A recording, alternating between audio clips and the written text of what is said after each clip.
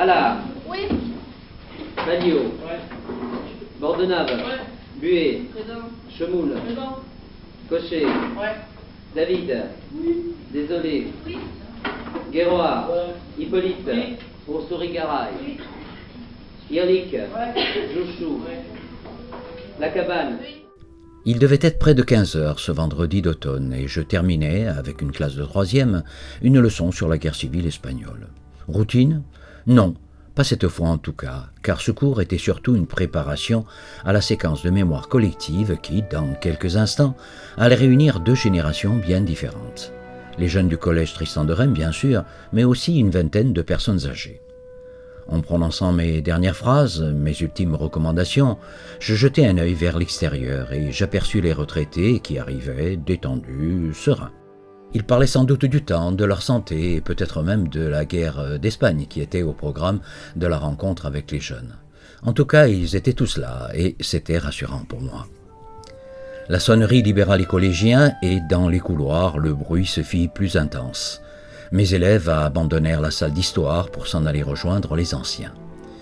Je restai un moment près de la fenêtre et, à l'abri des regards, j'observais cette rencontre qui, avec le temps, allait devenir une sorte de cérémonial. Les anciens, qui jusqu'alors discutaient entre eux, accueillaient maintenant les jeunes. On s'embrassait, on engageait des discussions avec de larges sourires, tandis que d'autres lycéens observaient avec un amusement teinté de surprise ces échanges insolites à l'intérieur d'un établissement scolaire. Alors, je rejoignis rapidement le groupe et la classe nouvelle, enrichie d'hôtes aux cheveux gris, s'achemina en flânant vers la salle de cours. En fait, tout avait commencé en 1981. Cette année-là, deux sociologues de Bordeaux, Bernard Delage et Didier Chabot, de l'Office aquitain de recherche sur les problèmes des personnes âgées, étaient venus recueillir la mémoire du temps passé avec l'ambition de redonner un rôle actif aux retraités. Quelques anciens témoignèrent et puis, très vite, plus rien. Alors les deux sociologues bordelais eurent l'idée, pour rebondir, de créer un lien, un pont entre jeunes et anciens par professeur interposé. À ce moment-là, on commençait les réunions avec les jeunes. Pour ma part, j'étais assez optimiste. Je vous avais même dit ceci. Oui, les jeunes, si c'est pendant des heures de cours, ils accepteront de venir, mais dès qu'ils auront la faculté de s'échapper, ils partiront parce que je ne croyais pas que nos petites histoires de gens âgés pouvaient les intéresser. Bon, j'ai eu la grande surprise, dès le début, d'éprouver, d'abord pour ma part, et je crois que c'est le sentiment de tous les gens âgés, beaucoup de plaisir à se retrouver avec ces jeunes, et ma foi, je crois que les jeunes y éprouvaient aussi du plaisir parce qu'ils ont été très gentils pour nous. Ils poussaient, si vous voulez, la gentillesse en profondeur. Ils nous gardaient une place à côté d'eux. Hein. Tenez, encore aujourd'hui, il y en a un qui m'a dit, Monsieur Lachary, sortez votre veste, autrement vous aurez froid en sortant. Hein. Voilà, ils ont eu des attentions très gentilles et on s'est, il faut dire la vérité, beaucoup attachés. Je suis un petit peu plus touchée parce que beaucoup de ces jeunes, je les ai mis au monde. Je connais leur maman, leur papa aussi un peu moins, mais enfin, elles en particulier, là, j'en vois deux par là, de tous les côtés, là, je suis un peu la grand-mère, hein, si on peut dire, et la mère en même temps. Alors, c'est une façon attendrissante de continuer sa vie, puisque maintenant je vais prendre ma retraite, j'espère assez vite. Et pour moi, si je reviens l'année prochaine, je continuerai un peu, voilà. Pour moi, c'est une expérience très agréable. Les retraités sont donc revenus à l'école, mais conscients maintenant de la mission privilégiée qu'ils pouvaient assumer. Celle d'apporter aux jeunes générations leur expérience, leur histoire, et retrouver ainsi le rôle qui avait été celui des vieux dans la société traditionnelle. Ils se sont donc assis à nouveau sur les bancs de l'école, et avec un esprit d'à-propos où l'humour le dispute à la nostalgie, ils se sont eux-mêmes appelés les redoublants.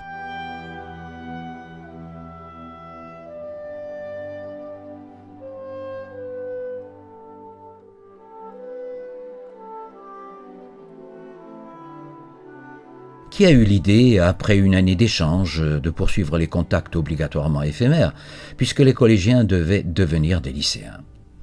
Les anciens sans doute, qui voyaient venir les vacances avec une certaine inquiétude et me disaient « mais alors on ne va plus se rencontrer ?» En tout cas, c'est bien un élève qui proposa le nom de Trait d'Union pour cette nouvelle association qui devait faire le lien entre les deux générations. Alors moi, j'ai laissé faire, j'ai laissé libre cours aux espoirs des uns et aux désirs des autres. En définitive, je peux le dire, j'étais un prof heureux.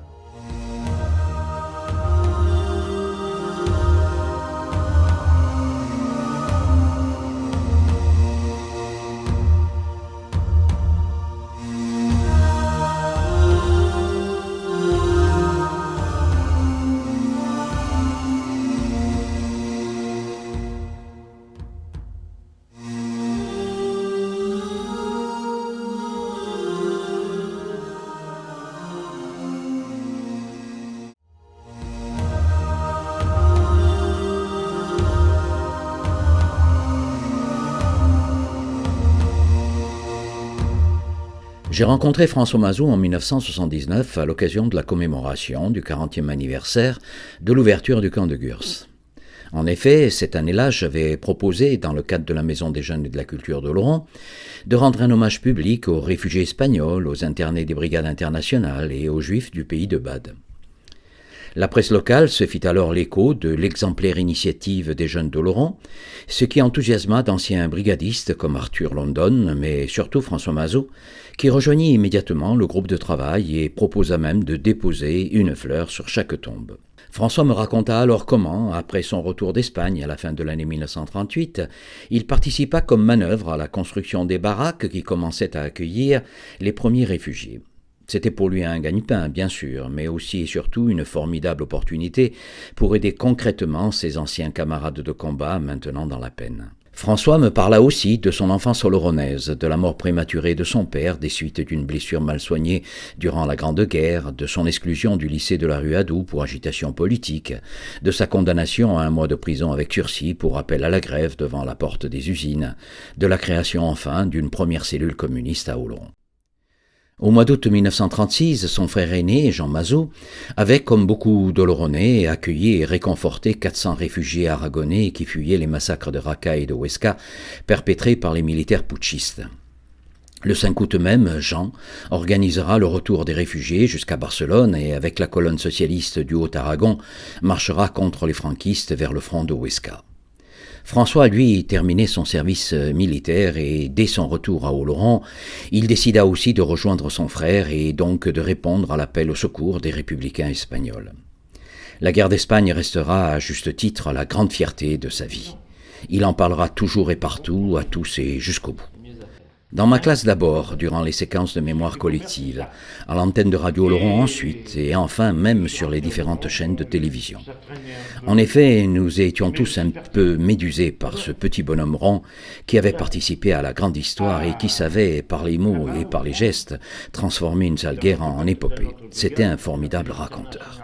J'étais soldat à Brive-la-Gaillarde, une belle ville, dans un régiment d'infanterie, quand éclata la rébellion des factieux, des généraux factieux. Évidemment, là, je prenais fait et cause pour les républicains. J'étais d'autant plus aidé que mon adjudant était favorable à la République espagnole et il me disait, si j'étais libre, je partirais.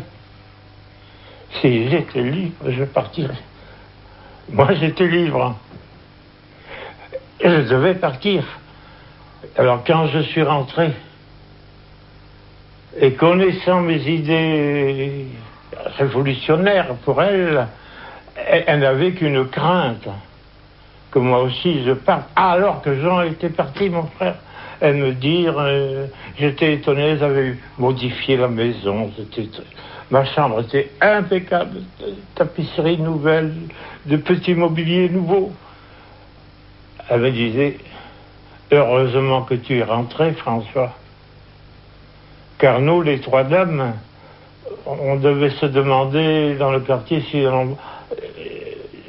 Le quartier n'oubliait que sortir nos jupes. Il faut un homme dans la maison. Tuer cet homme. Vous comprenez, ça me posait un problème. Surtout qu'à ce moment-là, j'avais une proposition assez précise d'aller travailler comme petit rédacteur à l'hebdomadaire Vendredi de Paris, qui à l'époque était un hebdomadaire antifasciste. Une belle situation, un avenir. Mais non, mais l'Espagne, Kléber, la Casa del Campo, la Passionaria, Federica Montseny, les barricades, Madrid, vous partez au cœur du monde.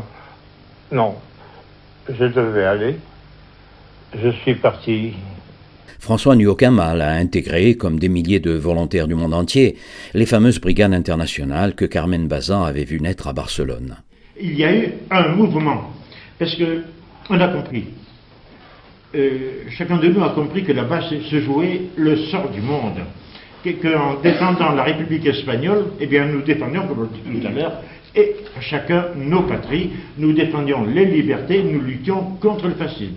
Et cela dominait nos esprits. Et sans nous concerter, sans se concerter, les premiers volontaires sont arrivés à Madrid le 7 novembre 1937, étaient de plusieurs nationalités et sont partis en front. Et après, alors on a organisé les brigades. Carmen. Au commencement de la guerre, il y avait à Barcelone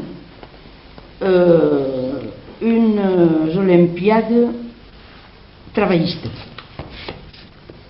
Des syndicats. Des syndicats.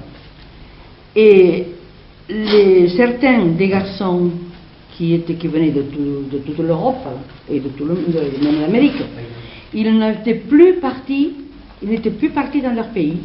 Ils s'étaient incorporés, ils avaient voulu s'incorporer dans les milices, parce qu'à ce moment-là, ce n'était pas l'armée, c'était les milices populaires qui avaient fait front au soulèvement. Cela avait créé un problème. Alors, le gouvernement espagnol, dans les Cortes, avait sorti un décret le 22 octobre 1936 où il avait formé les brigades internationales. À ce moment-là, à partir de ce moment-là, tous ceux qui voulaient entrer en Espagne, ils étaient d'office incorporés dans ces brigades internationales. C'était une armée auxiliaire un peu. Oui, mais ils étaient dans ces brigades internationales, dans le décret, il y avait une particularité, elles étaient autonomes et elles ne recevaient d'ordre que directement du gouvernement espagnol.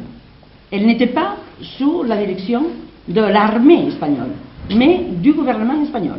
Ils avaient leur propre organisation et leur propre direction. Après un mois d'instruction militaire au camp des brigades d'Albacete et à l'ouest de Valence, le commissaire politique François Mazou s'occupera du bataillon franco-belge de la 15e brigade internationale. Arrivé en Espagne en décembre 1936, dès le mois de février 1937, il connaîtra un terrible baptême du feu durant la sanglante bataille de la rivière Jarama à l'est de Madrid.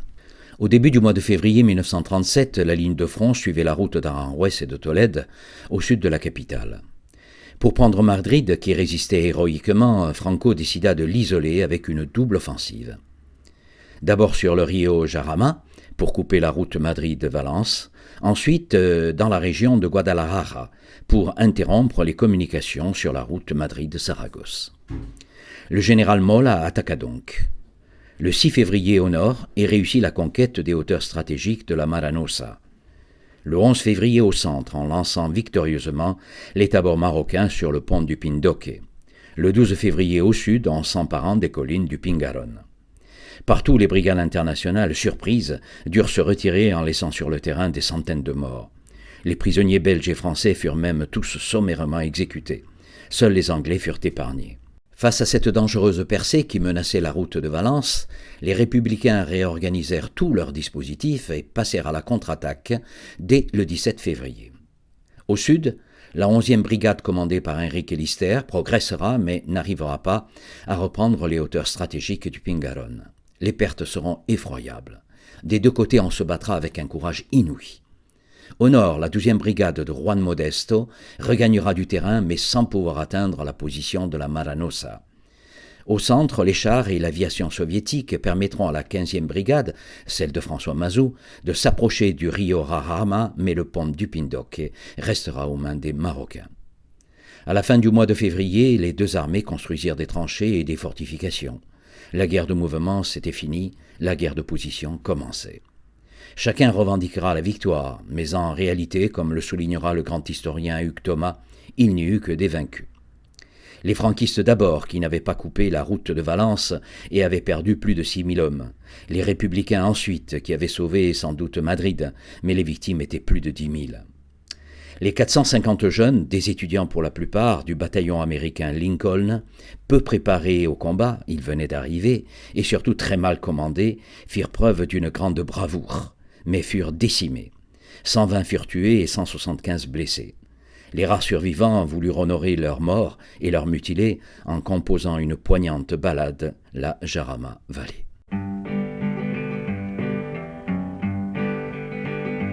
There's a valley in Spain called Jarama. It's a place that we all know so well. It was there that we fought against the fascists. We saw a peaceful valley turn to hell. From this valley they say we are going, but don't hasten to bid us adieu. Even though we lost the battle at Jarama, we'll set this valley free before we're through. We were men of the Lincoln Battalion. We're proud of the fight that we made. We know that you people of the valley will remember our Lincoln Brigade. From this valley they say we are going, but don't hasten to bid us adieu. Even though we lost that battle at Jarama, we will set this valley free before we're through. You will never find peace with these fascists. You will never find friends such as we. So remember that valley of Jarama and the people that'll set that valley free. Avec François Mazou, nous sommes revenus, en juin 1988, sur les lieux de la sanglante bataille du Jarama. Ensemble, nous avions préparé un voyage scolaire un peu particulier, avec bien sûr les élèves du collège Tristan de Rheims, mais aussi de nombreux redoublants. Sur place, François était accompagné par un jeune professeur espagnol, Severiano Montero Barado, qui venait de faire éditer le premier livre sur la guerre civile dans la région de Madrid. Le professeur expliquait, Jean Coapé, le président de l'association Trait d'Union, traduisait, et moi, je filmais. Nous sommes arrivés dans la nuit du 10 à Morata de Tajuña. Et en suivant, nous sommes allés prendre position sur les crêtes que vous voyez là-bas. Mais il y avait un endroit où le bataillon français commune de Paris n'était pas arrivé et notre bataillon a formé. Alors deux sections sont parties avec des mitrailleuses dans un endroit qui se situe là-bas, du côté où vous voyez les oliviers. Vous dire c'est là, allez là-bas voir l'endroit, ce n'est pas la peine, l'important ce sont les faits. Hein. L'important c'est que c'est ici qu'ils passèrent. Et ils avaient dû faire des reconnaissances de nuit. Ils ont trouvé le terrain vide. Et quand ils sont passés 3 heures, 4 heures du matin, on n'est pas d'accord sur les heures, peu importe. Ils sont passés tout le terrain, l'arme à la bretelle, pour prendre position en haut. Et d'après leur plan stratégique, le lendemain, ils coupaient la route de Madrid à Valence. Les deux Olornais, là, c'était le premier contact avec le feu. Et ils ont vu avancer l'arme à la bretelle et on voyait dans les trous entre les hommes déambuler les mulets chargés de mitrailleuses ou de munitions. Ils se sont approchés il faisait un bruit épouvantable. Épouvantable, épouvantable. Derrière, il y avait un horizon de camions qui vont brisser. C'était formidable. Ils ne se rendaient pas compte. Ils se sont approchés. Et au moment opportun, les 3 mitrailleuses ont fait feu en même temps. Et les 18 et 20 fusils ont fait feu. On a vu sauter les gens. Et à un instant, il n'y avait plus rien. Les cadavres et les survivants étaient plaqués au sol. Il y a eu l'effet de surprise. Mais ils n'étaient pas venus seulement pour cet effet de surprise. Ils ont continué à nous tirer dessus de tous les côtés. Ils nous ont débordés. Et à ce moment-là, et au dernier moment, Émile Schneeberg a dit « Repliez-vous !» Il y avait 2 Olornais. L'un vous parle. L'autre, un moment d'émotion. Antoine Sanchez. La bandeuse. Antoine Sanchez était la dernière mitrailleuse qui tirait encore la Maxime. Au moment du repli, je l'entends pousser un grand cri. Il était touché à la tête d'une grenade. On s'était battu de la grenade à 20 mètres. On se voyait avec les espaces. Antoine Sanchez est tombé. Un Oloronais. Ah, un petit souvenir. Je voulais prendre son portefeuille pour le ramener à sa famille. Je n'ai pu réussir qu'à arracher sa grosse montre d'argent que j'ai ramenée 2 ans après, au Stallo, quand il était né. Un Oloronais est tombé là-bas. Nous étions 4 survivants. L'Odebat de Biarritz. Saïd, un Marocain. Saïd, au moment où ils approchaient, il s'est approché de moi et me dit « Ce sont des morts, ce sont des Arabes. » J'ai reconnu. Il a ajouté « Allah ne recevra pas dans son paradis ces salauds de Valle de Franco. » Saïd est revenu. Schneeberg est revenu et moi aussi, puisque je suis avec lui. Voilà un des combats les plus importants. C'était notre premier combat. Et là, sur ces collines, alors que le lendemain, ils espéraient partir de ces collines que nous occupions alors. Ils durent s'arrêter, nous avons perdu du terrain, mais ils ne coupèrent pas la route de Madrid à Valence. François Mazeaud vient de nous raconter le décès de l'Oloronais Antoine Sanchez, mais aussi comment il a lui-même échappé à une mort programmée. Blessé à la tête, il est tombé dans un trou à proximité d'un regulares marocain, grièvement blessé lui aussi. François a dû l'achever et puis, profitant de la nuit, il s'est emparé de sa gandoura pour incognito passer des lignes franquistes à celles de la République. Le médecin bulgare qui l'a examiné, après l'avoir soigné, a rayé consciencieusement son nom de la liste des morts.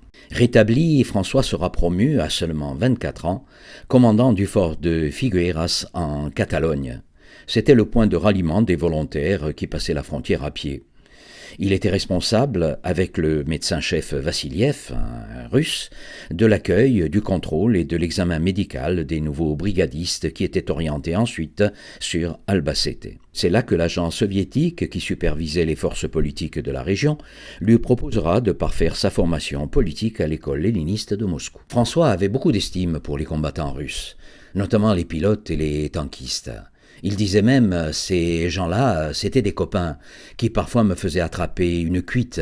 Mais les soviétiques de là-haut, les agents de Staline, eux c'étaient des salauds, je les détestais. Alors, pour ne pas se faire repérer, il profita d'une mission en France pour rejoindre Paris et prendre la vie de son parti. Ce dernier l'encouragea à rejoindre l'Union soviétique, mais François refusa. Il estimait que sa place n'était pas à Moscou, mais en Catalogne, auprès du peuple espagnol.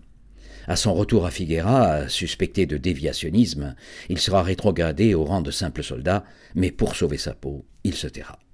Ce n'est que plus tard qu'il dénoncera la chasse aux anarchistes et aux trotskistes, les polices parallèles, les prisons clandestines organisées par les soviétiques à Barcelone comme à Moscou. C'était énorme. Quand en mai 1937, la troupe du gouvernement se soit affronter les armes à la main avec des anarchistes et quelques éléments du POUM, c'était une catastrophe. Mais c'était venu, non, pas d'une chose intérieure, mais extérieure. Extérieure. Alors évidemment, cela donne à réfléchir. L'erreur de Staline a été de transposer dans les autres pays les problèmes intérieurs, notamment quand il a combattu les trotskistes. Et automatiquement, chaque problème était transposé dans les autres pays. On disait rechercher les hitléro-trotskistes. Les trotskistes étaient déjà traités d'hitlériens. Au mois de mars 1938, le front d'Aragon s'effondra au profit des franquistes. Seule la 43e division, qu'avait rejoint son frère Jean dès 1936, résistera héroïquement dans la fameuse poche de Bielsa durant 3 mois. Les républicains, commandés par l'admirable Antonio Beltrán, réussirent à passer en bon ordre et sans être vaincus en France. Jean Mazot, capitaine d'une compagnie de mitrailleuses, sera l'un des derniers à franchir la frontière au mois de juin. Malheureusement, les franquistes, plus au sud, atteignirent Lérida, ensuite Alcanis, puis le delta de l'Èbre et enfin la mer au mois d'avril. C'était une catastrophe. La République était maintenant coupée en deux. Au centre-sud, Madrid et Valence, au nord-est, Barcelone et la Catalogne. Au mois de juillet 1938, pour protéger Valence, maintenant menacée par les fascistes, et desserrer l'étau sur Madrid, la République va jeter malencontreusement toutes ses forces dans la fameuse bataille de l'Èbre. L'effort essentiel devait porter sur les 2 grands méandres entre Mequinenza au nord et Certa au sud. Les troupes de Modesto et de Lister passèrent le Rio Ebro le 25 juillet et en moins de 2 semaines atteignirent Gandesa. La percée était fulgurante. Pour diviser les forces franquistes, l'état-major avait aussi prévu que la 14e division internationale, maintenant celle de François Mazot, devait faire diversion en franchissant l'Èbre vers le sud à Amposta. Le bataillon de François Mazot réussit difficilement à passer le fleuve car ici les tirailleurs marocains les attendaient et ripostèrent immédiatement. Malgré tout, une petite tête de pont de 400 mètres fut établie sur la rive droite entre le fleuve et le canal latéral. La contre-attaque de l'aviation allemande, malheureusement, entraîna la destruction de la passerelle en construction et des barques qui devaient assurer le ravitaillement en munitions. La tête de pont était maintenant isolée du reste de l'armée. Les républicains résistèrent avec l'énergie du désespoir, mais les morts s'accumulaient et de nombreux blessés ne pouvaient plus être évacués. Finalement, il fallut lâcher prise et seule une centaine de rescapés sur les 1000 combattants engagés purent regagner la rive gauche à la nage.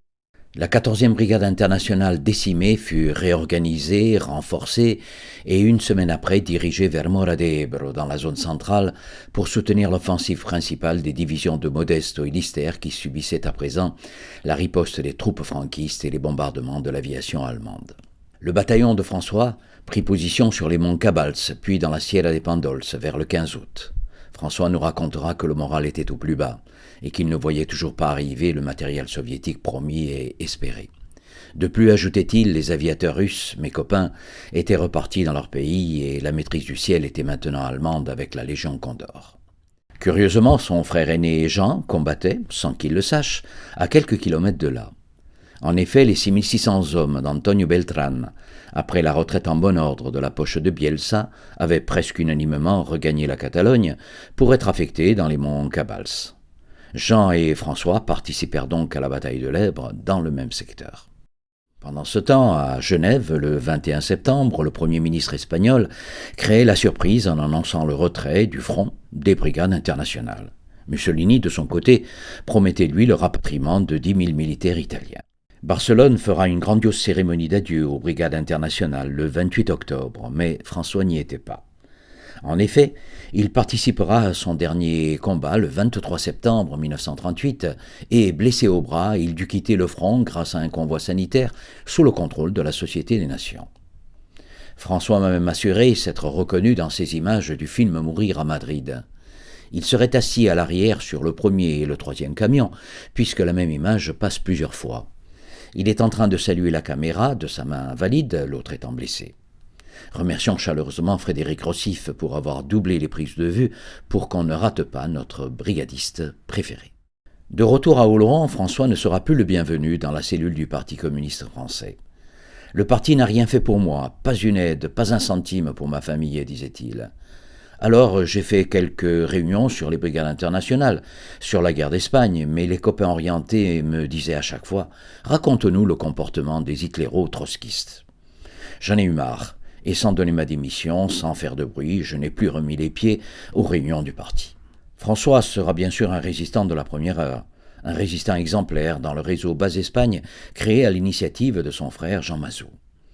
J'étais gaulliste à 100%, sans aucun doute. Il fallait continuer le combat et non attendre, disait-il. Résistant donc dès l'été 1940, il sera à l'origine de plus de 500 évasions, franchira 18 fois la frontière franco-espagnole et 2 fois la frontière franco-italienne. Il sera recherché par la police de Vichy, par la Gestapo et par la sécurité espagnole. Pour François, sa résistance en France n'était que la suite naturelle et nécessaire de sa présence en Espagne. C'est la raison pour laquelle il aura toujours un faible pour son engagement dans les brigades internationales. Bien souvent, quand je rencontre des personnes, des amis, des inconnus, dans des réunions, chacun me demande « Tu dois regretter d'être parti ». Et ma réponse est non. Pour rien au monde. Pour moi, comme pour la grande majorité des internationaux, le temps passé en Espagne, l'arme à la main, furent les moments les plus importants de notre existence. Nous y avons appris la solidarité, l'idéal, non pas seulement cérébral, mais l'idéal complété du geste. Nous avons appris à développer l'internationalisme. Nous avons surtout, en ce qui me concerne, nous avons appris à connaître, à aimer l'Espagne. Chacun de nous a un profond amour pour l'Espagne. Ce profond amour, François le dirigera surtout vers ses anciens camarades oubliés qui sont tombés par milliers durant la bataille du Jarama et que nous avons déjà évoqué à propos de notre visite un matin de juin 1988 sur le site même des combats. L'après-midi, élèves redoublants, François et ses amis, tous, nous avons rejoint la ville proche de Morata de Tarunya, où les élus, les anciens combattants de 1937 et une bonne partie de la population nous attendaient pour effectuer une marche hommage vers le cimetière où gisaient les dépouilles jusque-là dédaignées des républicains espagnols et des brigadistes. En marchant vers le Campo Santo, François retraça comment, 4 ans auparavant, il était revenu sur les bords du Rio Jarama pour s'enquérir auprès des villageois sur le lieu de sépulture de ses camarades. Personne n'était au courant, ou plutôt personne ne voulait savoir. François persistera, et 2 années plus tard, il sera encore là pour reprendre son enquête. Alors, sur la place de Morata, les langues commencèrent à se délier, notamment celle des 2 fossoyeurs, qui avaient gardé la mémoire de leur père, les fossoyeurs de 1937. Ils lui expliquèrent que les cadavres, pour la plupart anonymes, arrivaient sur des camions chargés à ras-bord. Ils étaient enterrés d'abord dans des tombes sommaires ornées d'une simple croix de bois, mais comme ils devenaient trop nombreux, les enterreurs durent se résoudre à creuser 2 énormes tranchées longues de 60 mètres. Ils déposèrent les corps les uns sur les autres, à peine recouverts d'une légère couche de terre mélangée à de la chaux vive. L'un des fossoyeurs ajouta même qu'un soir, très tard, une ambulance arriva avec son chargement de cadavres. Il faisait déjà nuit et les employés municipaux, épuisés, décidèrent d'entasser les dépouilles dans une cabane pour les enterrer mañana, comme on dit en Castille. Le lendemain matin, à la première heure, ils revinrent sur leur lieu de travail et aperçurent avec stupeur un homme en sang devant la baraque. Un véritable mort-vivant qui fut soigné dans l'hôpital voisin et qui revint 2 mois plus tard pour offrir 2 bouteilles de vin à ces 2 bienfaiteurs qui ne l'avaient pas enseveli vivant. Les fossoyeurs, continua François, se rappelaient bien des 2 longues buttes parsemées de croix, mais malheureusement, dans les années 50, la municipalité franquiste décida de les aplanir pour laisser la place au nouveau cimetière. Les dépouilles qui dépassaient furent jetées dans le corral, un dépôt d'ordures où les fleurs fanées et les monuments funéraires cassés sont maintenant mélangés aux ossements des soldats. Sur ces débris sur le corral, François fera déposer une stèle en pierre avec une inscription où il rendait hommage à ses 5000 camarades. Mais, ajoutait-il avec un sourire de contentement, « Pierre-Louis, tu vas voir, notre rencontre d'aujourd'hui, la première véritablement internationale et officielle, nous aidera, j'en suis sûr, à faire élever ici un véritable mémorial. » Il faudrait savoir qu'ici, il y a les ossements déchiquetés, meurtris, dispersés, enfouis anonymement de 5000 camarades combattants républicains des brigades internationales. À quel endroit se trouvent les ossements d'Antoine Sanchez, votre compatriote, d'Émile Schleberg, des Américains, des Autrichiens, des Polonais, des Espagnols qui sont battus là, ça n'a pas été respecté. Et c'est pour cela qu'avec beaucoup d'amis maintenant, beaucoup sont présents ici, comme Alvarez, comme Brave, comme d'autres, nous menons une action afin que ce site soit appelé officiellement ossuaire du Jarama. Nous menons une action afin qu'ici, à ce lieu, il y ait un mémorial. Écoutez-moi, mes chers camarades, mes chers amis, pendant que les élèves vont déposer leurs petites fleurs, silence. Un moment de silence.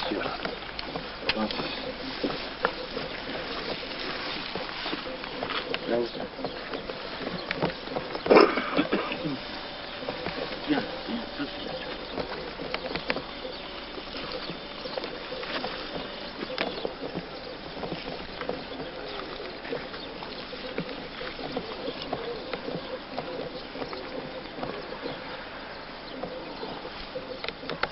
L'opiniâtre François Mazou arrivera finalement à son but.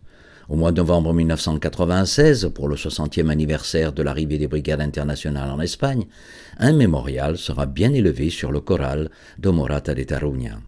Alors nous, élèves, redoublants, professeurs, qui avons été plus spectateurs qu'acteurs dans son dernier combat, dans sa dernière mise en scène, nous ne pouvons qu'applaudir et tous debout dire à celui qui a été toute sa vie un impresario, un créateur d'événements, bravo l'artiste. Even though we lost the battle at Jarama, we'll set this valley free before we're through.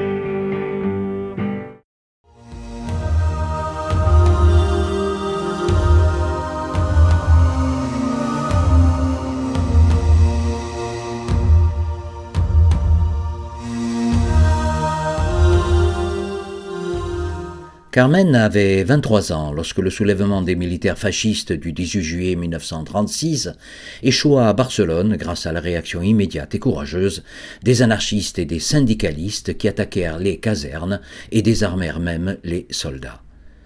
Carmen, adhérente d'un parti politique de gauche, se mit naturellement au service de la République, tandis que son mari Benoît Bazin, lui, partait sur le front de Huesca, tombé entre les mains des franquistes dès le premier jour du coup d'État.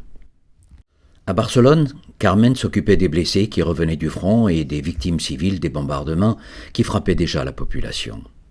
Dans les séquences de mémoire collective au Collège Tristan de Reims, elle n'oubliait jamais de rappeler avec gratitude l'importance des médicaments et du matériel chirurgical qui provenaient de l'aide internationale et plus particulièrement de la France. Comme beaucoup de jeunes filles de mon âge, disait Carmen, j'avais suivi des cours d'infirmière à l'hôpital de Barcelone et, durant la guerre civile, j'étais l'assistante d'un chirurgien. Je devais rester de garde une semaine par mois, 24 heures sur 24, au cas où les blessés auraient eu besoin de mon propre sang. J'ai donc vu arriver de très nombreux soldats, certains étaient atrocement brûlés, d'autres devaient être amputés ou simplement transfusés.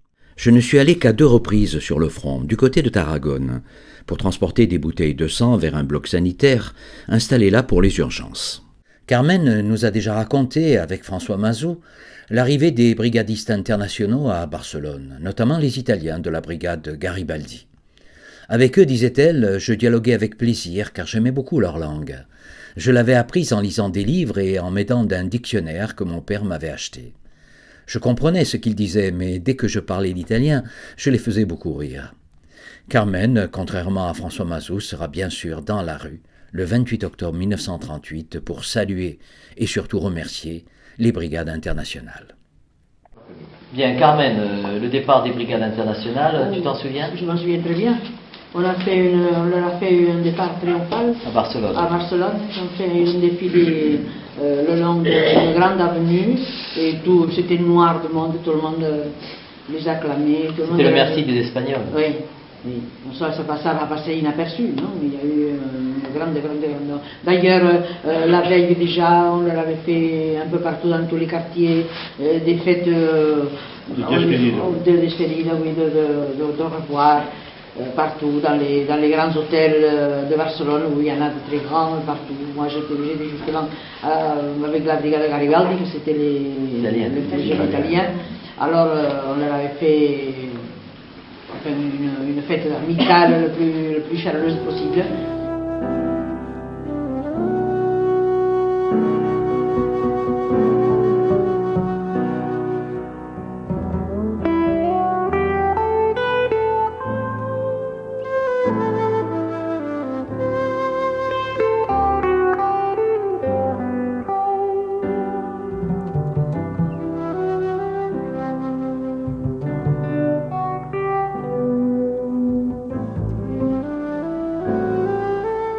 Le départ des étrangers, mais surtout les pertes irréparables de la bataille de l'Èbre, allait entraîner rapidement la chute définitive de Barcelone et de toute la Catalogne.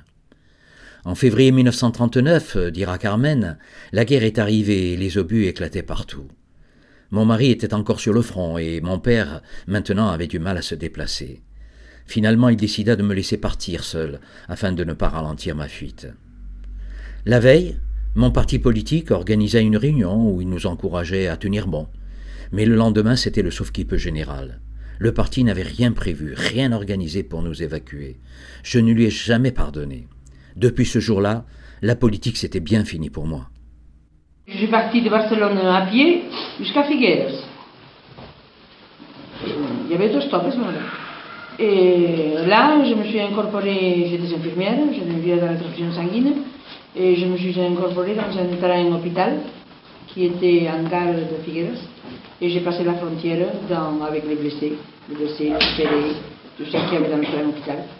Et j'ai passé la frontière à Portbou. Et on nous a parqués dans un quai désaffecté de la gare. On nous a enlevé les blessés de l'hôpital, du train, on les a mis sur le quai. Il faut ne pas vous oublier que Portbou c'est les Pyrénées et c'était le mois de février. Alors là, celui qui a pu résister, celui qui n'a pas pu est mort.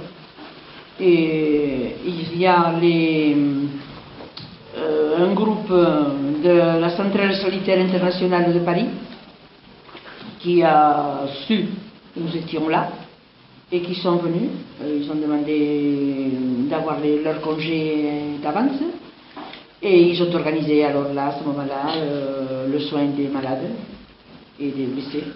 Et ils ont réussi de la préfecture d'avoir un local dans une communauté religieuse où il y avait très peu de sœurs, où il n'y en avait presque plus. Alors on nous a affectés là, dans ce local. Mais nous étions en cercle fermé, nous ne pouvions pas sortir, nous avions des Sénégalais à la porte et nous avions un docteur qui venait passer la visite de temps en temps, comme ça, mais nous avions très peu de médicaments. Et, il y a eu beaucoup comme un camp de réfugiés aujourd'hui. Oui, mais en fait, ce n'était pas organisé, si vous voulez. Nous étions très nombreux à passer la frontière. Alors, bien sûr, les autorités, ils étaient dans certains moments désorientés avec tout ce monde qui arrivait. Et après, dans certains endroits, il y avait de la bonne volonté, d'autres endroits, il y avait de la mauvaise. Ça dépend. Moi, personnellement, j'ai vu changer le drapeau à la frontière depuis l'hôpital où j'étais. J'ai vu là, parce qu'il y avait, j'étais juste à la limite de la frontière. Alors on a vu l'arrivée des franquistes, on ne les a pas vus, mais on a compris qu'ils étaient arrivés, puisqu'on a vu hisser le drapeau monarchiste. Alors on a dit voilà, c'est terminé. Mais moi, personnellement, je croyais toujours partir de nouveau du côté de Valence. Moi, je ne croyais pas que la guerre était définitivement perdue. Je croyais que quand même, on allait ouvrir les yeux, qu'on allait nous aider au dernier moment. L'espoir, c'est la dernière chose qu'on perd en ce monde. Mais hélas, ça ne s'est pas passé comme ça. Et alors, donc, moi personnellement, je suis restée dans cet hôpital pendant quelques semaines, pas beaucoup. Alors à ce moment-là, je me suis évadée de l'hôpital et je suis partie. J'avais des amis qui avaient Marseille et je suis partie à Marseille par mes propres moyens, comme j'ai pu. Heureusement, j'avais quelques argent français. Parce que j'avais reçu à la maison un groupe qui venait à Barcelone porter du ravitaillement, porter des boîtes de conserve, des comme ça qu'on venait par des camions. Il y avait toujours l'aide privée, l'aide des partis politiques et tout ça qui venait. Alors cet ami, que j'avais connu là, comme il venait de l'étranger, il voyait que les choses allaient très mal pour nous. Nous ne voulions pas le voir. Alors, en partant, il m'a laissé de l'argent. Il m'a dit, moi je ne voulais pas, non, il m'a dit, je ne sais pas pour le dépenser, quand la guerre sera finie, tu te payeras un voyage, tu viendras chez moi. Mais elle avait vu ce que c'était. Alors, je n'ai rien emporté de la maison, je m'avais adopté. Mais cet argent, je l'ai emporté. Et alors, avec ça, je me suis payé le voyage depuis Perpignan à Marseille par les cars. Parce que la gare était surveillée, on ne pouvait pas aller à la gare. Carmen resta quelques mois avec son amie marseillaise Fifi, mais lorsque la France déclara la guerre à l'Allemagne en septembre 1939, elle préféra rejoindre un camp de réfugiés pour ne pas lui créer d'ennui. Employée comme secrétaire, un jour elle osa protester contre l'insuffisance de la nourriture attribuée aux enfants espagnols. Immédiatement, elle fut dénoncée comme une rouge dangereuse. Malgré tout, elle réussit à s'enfuir grâce à l'aide inespérée d'une gardienne du camp qui lui donna même son vélo. Contrôlée par les gendarmes au-delà de Toulouse, elle fut à nouveau placée dans un camp, à Caussade, dans le Tarn-et-Garonne. Là, elle accepta de donner des cours aux enfants espagnols, mais exigea en contrepartie 2 heures de liberté par jour. Elle mit à profit son temps libre pour entrer en contact avec les réfugiés espagnols du camp de Sept-Fonds, où existait déjà un réseau de résistance. Repérée, dénoncée, brutalisée même, elle s'évada encore une fois. Des braves gens la recueillirent et l'aidèrent à retrouver son mari dans les Hautes-Pyrénées et ensuite à Oloron-Sainte-Marie. Là, naturellement, Carmen et Benoît Bazin rejoignirent les guerrilleros, c'est-à-dire la résistance espagnole qui luttait contre le gouvernement de Vichy et plus tard luttera aussi contre les Allemands, mais toujours en liaison avec la résistance française. Carmen aimait beaucoup les rencontres du vendredi au collège Tristan de Rheims. Aux élèves, elle répondait avec une tranquille assurance, une clarté d'expression et surtout une grande attention pour celui qui posait la question. Je faisais la liaison entre, disons, Oloron et le maquis qui était à ce moment-là à Pédeaurat. À Bouziette, il y avait une maison qui servait de relais pour les armes et pour les ordres. Et pour les garçons qui venaient faire des actions à la plaine, ils ne pouvaient pas faire le trajet parce qu'à ce moment-là, on n'avait pas les moyens de transport qu'on a maintenant. Il fallait soit circuler en vélo, moi au moins je circulais en vélo, ou alors quand on pouvait avoir des camionnettes camouflées ou des personnes qui prêtaient des camions ou des camionnettes, mais sinon en principe on faisait les travaux en vélo ou à pied. Alors les garçons descendaient depuis le maquis à Buziette, ils passaient la nuit là, et alors de là ils partaient pour faire soit des coups contre les Allemands, soit démolir des pylônes, soit enfin le travail qu'ils avaient à faire. Alors moi j'allais en principe rien qu'à Buziette, mais quand il y avait des choses urgentes, je montais jusqu'à Pédeaurat. Alors là, il y avait l'état-major, et il y avait plusieurs groupes disséminés dans la montagne parce qu'il ne fallait surtout pas qu'il y ait un grand nombre de personnes ensemble parce que malgré que les paysans le savaient, on ne pouvait pas vivre, le maquis ne pouvait pas vivre sans l'appui des paysans, mais c'était très dangereux de faire par exemple la cuisine le jour, on ne pouvait pas faire la cuisine le jour parce que la fumée entre les arbres attirés, parce que les Allemands, ils surveillaient, ils avaient, depuis la plaine, avec les jumelles, ils surveillaient. Il faut tenir compte d'une chose, les Allemands n'ont jamais su combien de maquis il y avait dans la région. Ils ont toujours cru qu'il y en avait beaucoup plus de ce qu'il y avait, du fait de la mobilité des maquis. Premièrement, parce qu'ils n'étaient pas très nombreux, et après parce que le maquis de Pédeaurat, pareil, il allait faire une action à Molion. Alors ils croyaient sûrement les Allemands qu'il y avait un gros maquis à Mauléon, mais c'était en réalité un groupe de 4 ou de 5 qui étaient partis par relais en s'arrêtant en route pour faire le travail là-bas. Alors ça fait que le travail, le mot terroriste, il est très bien appliqué, parce que c'était la terreur des Allemands. C'était pas parce qu'on faisait des actes de terrorisme, c'est parce que les Allemands avaient peur des maquis. S'ils avaient su ce qu'il y avait en réalité, mais les maquis n'auraient pas pu exister, parce qu'avec le travail, l'armement qu'ils avaient les Allemands, ils auraient démoli les maquis en un sec. Il ne faut pas se faire des illusions. Les maquis, ils avaient quelques parachutages, Dieu sait qu'ils n'étaient pas très nombreux, et les armes qu'ils volaient, parce qu'ils allaient les voler, ou qu'ils faisaient des coups dans les gendarmeries, et ils allaient prendre les armes des gendarmes. Et c'est avec ça qu'ils s'armaient. Et après la dynamite qu'ils allaient chercher dans les mines.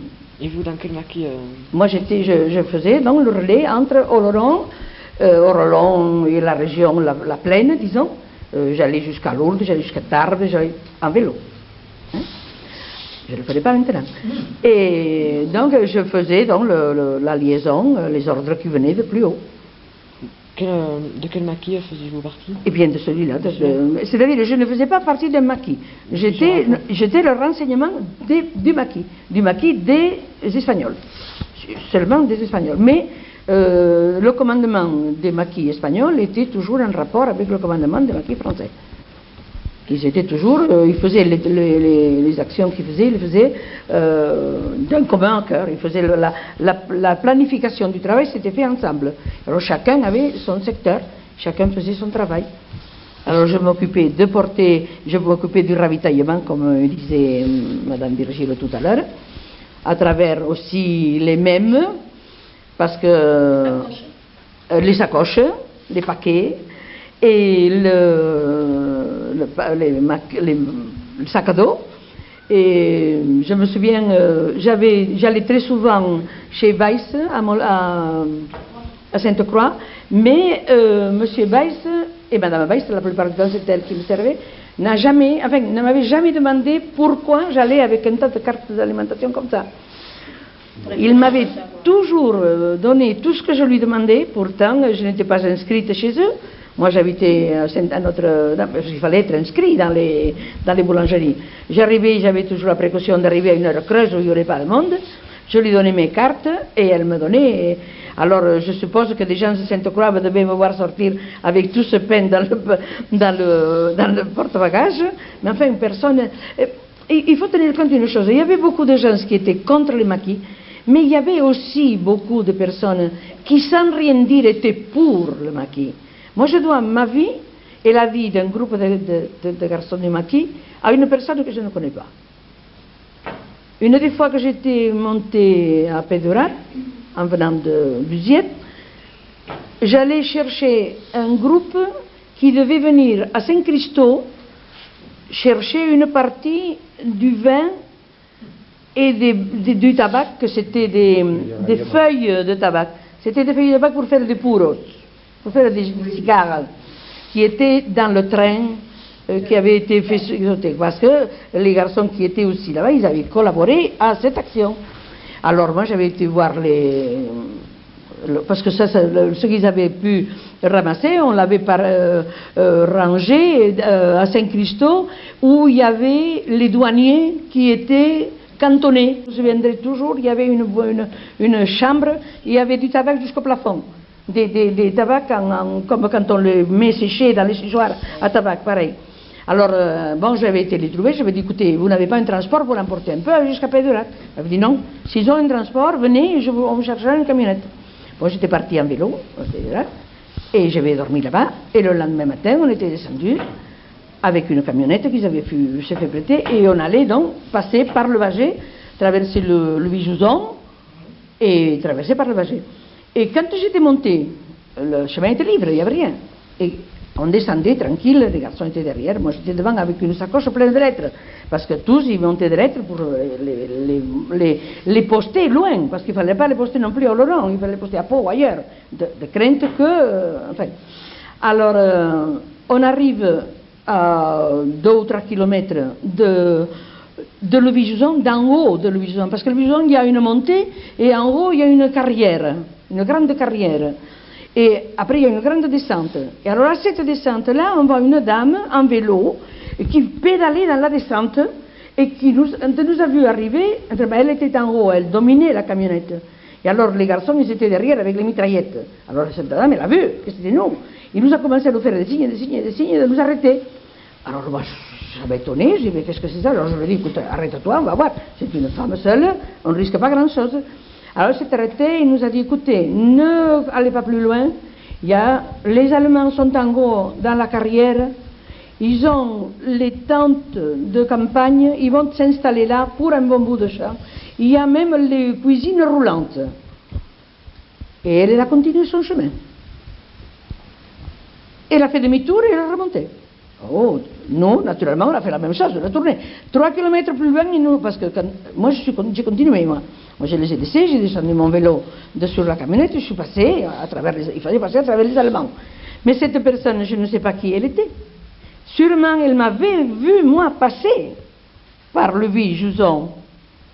Et elle m'avait dû voir me remonter par redescendre. Elle va redescendre, elle va se trouver en plein dans les Allemands.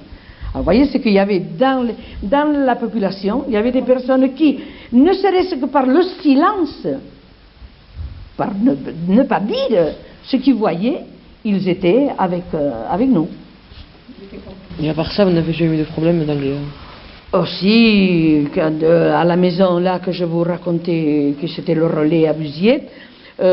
Alors dans cette maison, qui était une maison où il n'y avait pas de maquis, il n'y avait qu'un commandant de maquis, qu'on appelait Paco. Et moi j'amenais la plupart du temps les personnes qui venaient chez moi pour être convoyées là-haut, je les laissais là. Parce que c'était plus prudent, ils dormaient là, ils se lavaient là, on ne pouvait pas quand même circuler n'importe comment, on attirait l'attention. Alors dans ce jour-là, il y a un garçon qui était venu depuis Moléon à pied aussi, je ne sais pas ce qu'il avait fait, il avait passé la frontière du côté de Moléon, et il était arrivé à la maison dans un état lamentable, très sale. Alors je lui ai dit, non, on ne va pas circuler comme ça, il va faire un peu de toilette.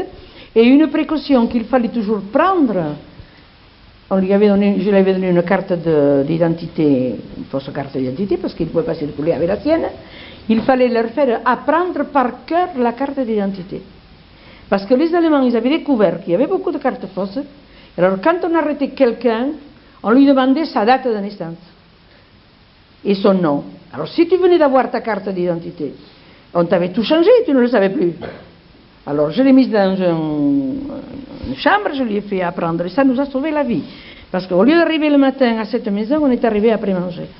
On est arrivé après manger, et les Allemands avaient fait une descente, et ils avaient tué tout le monde. Sauf un garçon qui avait pu se sauver par une fenêtre. Et en parlant du chanoine que vous avez mentionné tout à l'heure, nous passions, nous, ce garçon et moi, en vélo, chacun le sien, et on l'a croisé entre Augeux et Buziet. Il habitait Augeux, mais il était curé de Buziet. Oui, on l'a croisé entre. Et monsieur le chanoine qui circulait en bicyclette aussi, s'est enlevé sa barrette, qu'on portait encore des barrettes à ce moment-là. Il a dit bonjour, monsieur, dame. Mais il n'a pas été capable, l'animal, de nous dire il y a les Allemands à 1 kilomètre. Et on est tombé dedans, frais comme une rose. Seulement, un kilomètre, un peu avant, j'avais vu qu'il y avait un camion arrêté juste devant la maison où il ne devait pas y avoir de camion arrêté. Alors j'ai dit à ce garçon, écoute, c'est pas normal, il y a quelque chose qui se passe, tu ne me connais pas, je ne te connais pas, passe devant ou passe derrière, mais on ne se connaît pas, on circule en route. En effet, il a passé devant et on l'a arrêté, on lui a fait lire, et il s'est trompé dans la date de délivrance de la carte. Mais ça, c'était une chose qu'on peut oublier. On l'a gardé quand même, hein. On l'a emporté à Pau, enfin on ne l'a pas tué. Et moi je suis tombée là aussi, et alors moi on m'a regardé ce que j'avais dans le... Heureusement je n'avais rien de visible. On m'a défait mon chignon, j'avais un gros chignon, on m'a défait mon chignon, on m'a démonté le vélo, on m'a enlevé les chaussettes, et on a oublié une chose, la poche de ma robe. J'avais une robe à rayures avec des poches en travers. Et dans la poche de ma robe, j'avais le plan de l'endroit où, toutes les semaines, le chef de la Gestapo de Laurent allait trouver sa bonne amie. Le chemin qu'il faisait pour aller, le chemin qu'il avait pour partir, et les heures. Alors imaginez-vous, heureusement que je n'étais pas cardiaque. Sinon, je crois que je meurs avec les autres, rien que de la peur que j'ai eue.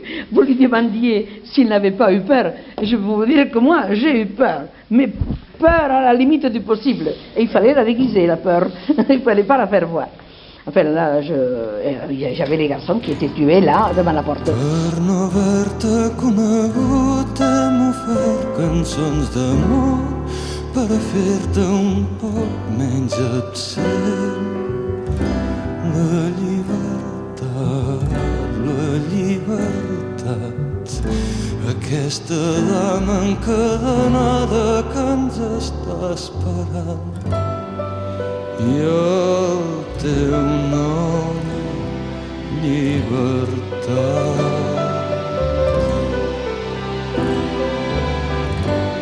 A poc la barateixa. J'ai su exactement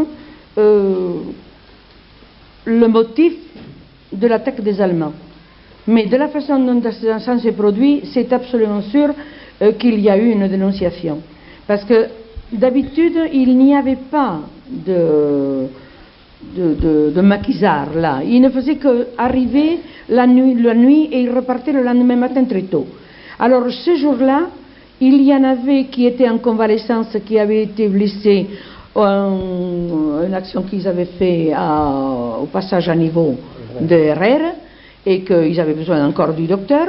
Et après, il y en avait quelques-uns qui attendaient des ordres aussi pour partir faire une action qui leur avait été commandée. Et alors ce jour-là, donc, ils étaient là en train de manger. Tous ces détails, je les sais, parce qu'il y en a un seul qui s'est sauvé, que j'ai pu retrouver après à Pédéorat, bien après. Eh bien, ils étaient en train de manger. Il y avait la dame de la maison qui était en train de servir leur manger. Et il a vu passer un camion d'Allemands. Parce que la maison, il y avait la salle à manger donnée sur un jardin. Et en enfilade, on voyait la route qui allait de Busiette à Busy. Alors il a vu arriver ce camion d'Allemands, mais il y avait beaucoup de fois qu'il passait des camions par la route.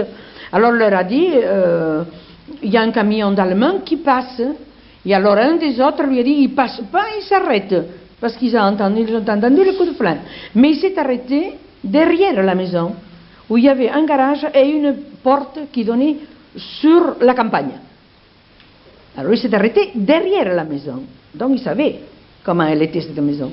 Et un autre qui s'est arrêté devant. Et alors ils ont eu un fusil mitrailleur au-dessus de la cabine du chauffeur, il était déjà là près, et un autre derrière. Et alors on leur a donné les sommations pour qu'ils se rendent. Et ils ne se sont pas rendus, ils étaient armés, puisqu'ils avaient... D'habitude il n'y avait pas d'armes dans la maison. Mais comme ils étaient prêts pour aller faire quelque chose de précis, ils étaient armés. Alors eux, ils ont répondu. Et la propriétaire de la maison, c'était une dame très âgée, une Française, qui leur avait loué, il y avait deux appartements. Hein. Alors elle était dans l'autre appartement, quand elle a entendu le coup de feu, elle s'est affolée. Au lieu de rester dedans, que sûrement lui aurait été arrivé, parce qu'une personne très âgée, peut-être on lui aurait rien fait, elle a ouvert la porte et on l'a tuée net devant le portail. Ça a été la première qui est morte là. Et alors les autres, ils se sont défendus tant qu'ils ont eu des armes, des munitions, et après ils ont essayé de sortir par derrière. Mais comme il y avait le fusil mitrailleur qui les attendait derrière, ils les ont tués là. Les uns derrière les autres. Le dernier, il avait pu faire le premier, le plus loin, 50 mètres. Je vous donne ce détail parce que le lendemain matin, moi comme je l'ai su le soir, le lendemain matin, je suis revenue avec mon mari pour voir ce qui s'était passé, et les Allemands avaient donné ordre aux maires de ne pas les toucher, de les laisser là. Les personnes s'approchaient. Et on les a trouvés parce que, pour l'exemple, il fallait les laisser là. Alors on les a trouvés tels quels, il y avait encore leur repas à table, ils avaient tout fouillé, ils avaient jeté toutes les photos par terre, enfin et alors il y en avait 6, ils avaient sorti de la maison, ils les avaient mis devant, au chemin, les uns derrière, à côté des autres, et il y en avait 2 dans une grange. à côté. Et alors ces deux-là, ils avaient été blessés. Je l'ai su par le garçon qui était avec moi et que les Allemands avaient gardé, qui l'ont enfermé aussi dans cette grange avec les autres deux. Et ils ont mis la tête, la figure contre un angle, à chaque angle de la grange, les trois. Et les deux les ont tués d'un coup de pistolet à la nuque, et le troisième qui attendait son coup de pistolet aussi. Alors lui, ils l'ont amené à Pau, ils l'ont enfermé dans la caserne, qui après on l'a libéré parce qu'il n'avait, comme il arrivait par la route, il n'était pas avec eux. Soi-disant, il n'était pas avec eux. Alors, et le seul qui s'est sauvé, lui, il était aussi dans la salle à manger, et au lieu de sortir derrière, il est monté à l'étage.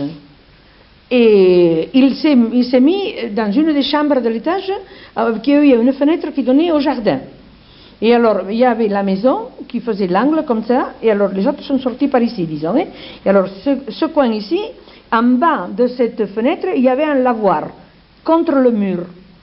Et alors, quand il a entendu les pieds des Allemands, le bruit de bottes des Allemands qui montaient à l'étage par l'escalier, il a sauté de la fenêtre, mais les autres ne pouvaient pas le voir parce que l'angle de la maison le cachait. Et alors, il est sauté dans le lavoir. Et quand il a entendu qu'on ouvrait, on s'approchait de la fenêtre, alors il a sauté et il a traversé le jardin. Et alors, il l'en veut.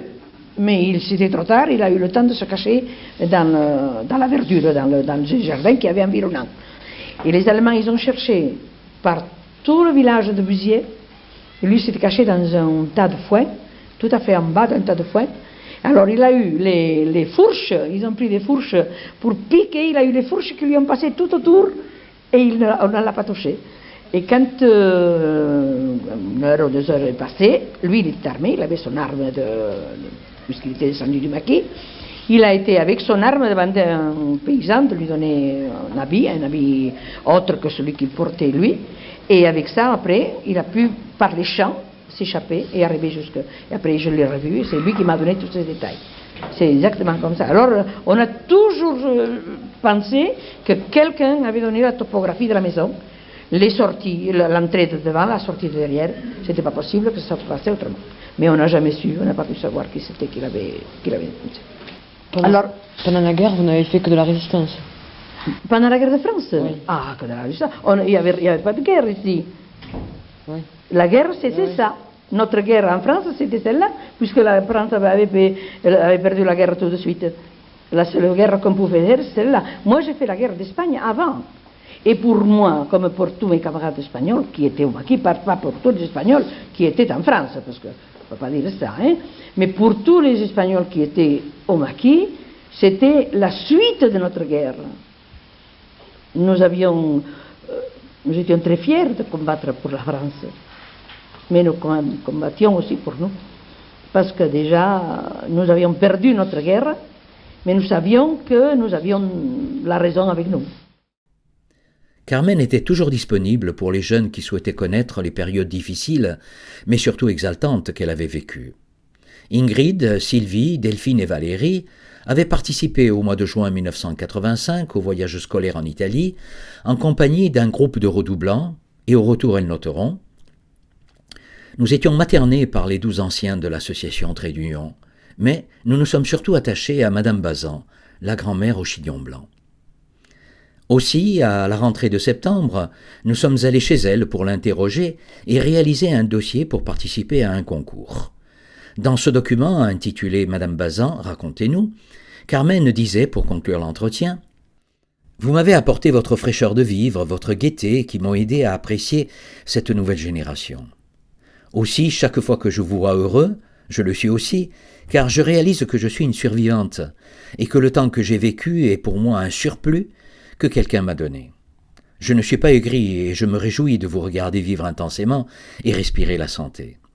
D'ailleurs, un jeune qui est morose aujourd'hui est impardonnable, car la vie est pour vous extraordinaire. » Les élèves, quant à elles, noteront dans leur conclusion: « Nous sommes en admiration devant cette dame au chignon blanc qui, malgré son âge et toutes les souffrances qu'elle a endurées, a su garder une jeunesse d'esprit, une modestie, une bonté et une gentillesse sans limite. Nous pensons d'ailleurs qu'à sa place, nous n'aurions jamais eu le courage et la volonté d'agir comme elle l'a fait. Nous lui tirons donc un grand coup de chapeau. »